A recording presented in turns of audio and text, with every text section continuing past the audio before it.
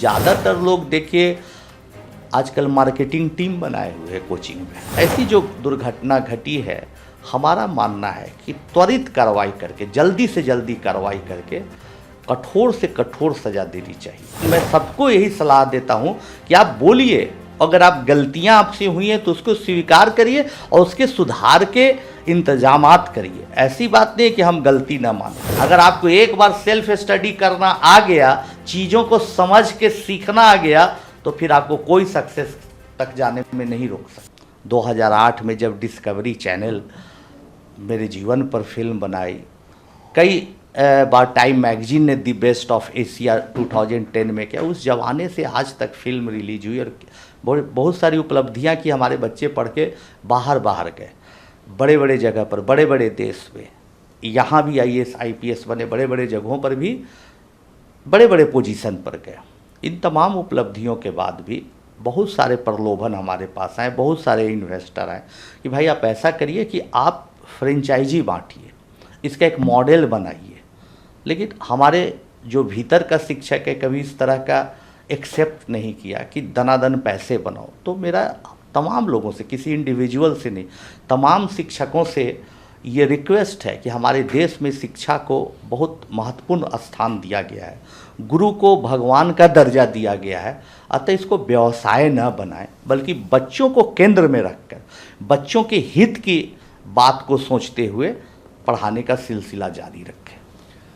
आनंद sir, fees को लेकर भी बहुत सारे सवाल उठ रहे हैं। UPSC कोचिंग की फ़ीस को लेकर जो 2 से ढाई लाख होती है, उसके बाद PG का पैसा होता है, रहने का पैसा होता है, खाने का पैसा होता है। एक गरीब परिवार से आया हुआ साधारण सा इंसान इसको अफोर्ड नहीं कर सकता है। 80 से 90% जो बच्चे हैं वो इस फीस को नहीं दे सकते हैं। वो अपना घर गिरवी रख के आते हैं, भैंस बेच के आते हैं, ज़मीन बेच के आते हैं। आप इस पर क्या कहना चाहेंगे कि जो ये कोचिंग सेंटर्स हैं वो मनी मेकिंग फैक्ट्रीज बन गए, इनका मकसद है बस पैसा कमाया जाए?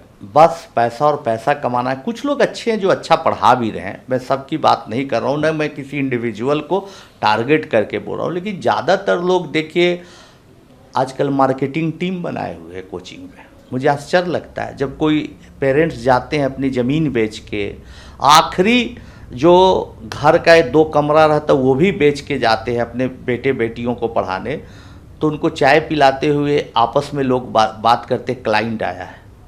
तो अब तो बेचारा छात्र छात्राएं क्लाइंट बन गए हैं। मार्केटिंग टीम काम करती है, न्यूज़ एजेंसी एडवर्टीज़मेंट वाली जो होती है इसके लिए काम करती है। तो ये सब चीज़ें बहुत विकृत रूप धारण कर ली हैं। तो मेरा मानना है कि फ़ीस पर भी नियंत्रण होना चाहिए। इसके लिए भी सरकार को एक कोचिंग एक्ट बनाना चाहिए, और पुराने भी कई कोचिंग एक्ट हैं हमारे देश में, स्टेट गवर्नमेंट के भी है, लेकिन इसको रिवाइज करना चाहिए। ऐसी जो दुर्घटना घटी है, हमारा मानना है कि त्वरित कार्रवाई करके, जल्दी से जल्दी कार्रवाई करके कठोर से कठोर सज़ा देनी चाहिए, ताकि इसकी पुनरावृत्ति न हो। और जहाँ ऐसी चीज़ें चल रही हैं, हर महीने इंस्पेक्शन होना चाहिए। और इंस्पेक्शन जैसे हम देखते हैं, कभी दिल्ली आते जाते हैं तो देखते हैं भाई कि सामान रखे हुए दुकानदार अचानक हटा रहा है, क्या भाई? तो MCD का इंस्पेक्शन हो रहा है। तो भाई दुकानदार पर आप इंस्पेक्शन कर रहे हैं, DDA वाले लोग कर रहे हैं इंस्पेक्शन, तो कोचिंग में इंस्पेक्शन क्यों नहीं हो रहा है? वहाँ भी महीने पर, 15 दिन पर, कभी भी औचक इंस्पेक्शन होते रहना चाहिए। सर, दिल्ली के 2-3 फेमस टीचर्स हैं, वो बच्चों के निशाने पे आ गए हैं। बच्चे उनके खिलाफ मोर्चा कर रहे हैं, प्रोटेस्ट कर रहे हैं कि वो हमारा साथ नहीं दे रहे हैं, बोल नहीं रहे हैं। आपको क्या लगता है कि जो फेमस टीचर्स हैं, जो UPSC के टीचर्स हैं, उनको पहले ही इस जो विवाद हुआ पूरा UPSC में 3 बच्चों की जाने की, उससे पहले ही उन्हें सेफ्टी को लेकर बोलना चाहिए था? नहीं, पहले भी बोलना चाहिए और अभी भी बोलना चाहिए, बाद में भी बोलना चाहिए। बतौर शिक्षक जब आपने मुझे आमंत्रित किया बोलने के लिए, तो मेरा धर्म बनता है कि बोला जाए, लोगों से रिक्वेस्ट किया जाए।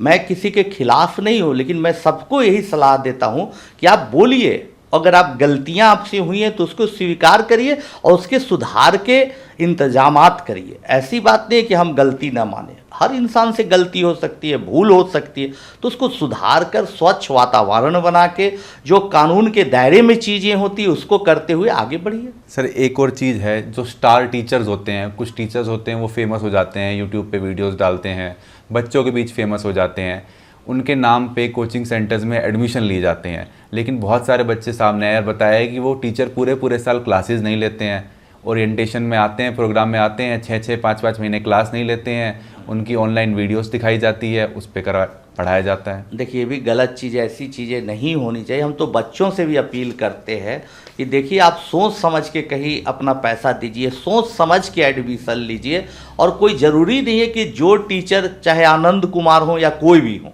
जिनका नाम हो गया है, जिनको लोग जान रहे, वही अच्छा पढ़ाए।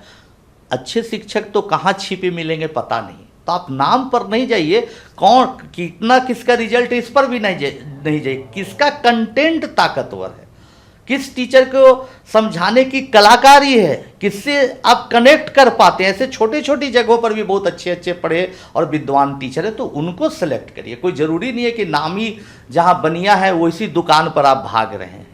हर दुकान पर भी अच्छी चीज़ मिल सकती है, इसको खोजिए, अपने विवेक का इस्तेमाल करिए। हवा के झोंके में मत चलिए कि जहाँ भीड़ जा रही है ना, वहाँ पर भीड़ में धक्के खाते हुए पहुँच रहे नहीं। अपना विवेक रखिए। आप कंटेंट है, कोई भी अच्छा पढ़ा सकते हैं टीचर, जो अच्छा पढ़ा सकते हैं उनको तलाशिए, खोजिए, दिमाग लगाइए। और हम तो कहेंगे कि सेल्फ स्टडी पर सबसे ज़्यादा यकीन रखिए। अगर आपको एक बार सेल्फ स्टडी करना आ गया, चीज़ों को समझ के सीखना आ गया, तो फिर आपको कोई सक्सेस तक जाने में नहीं रोक सकता।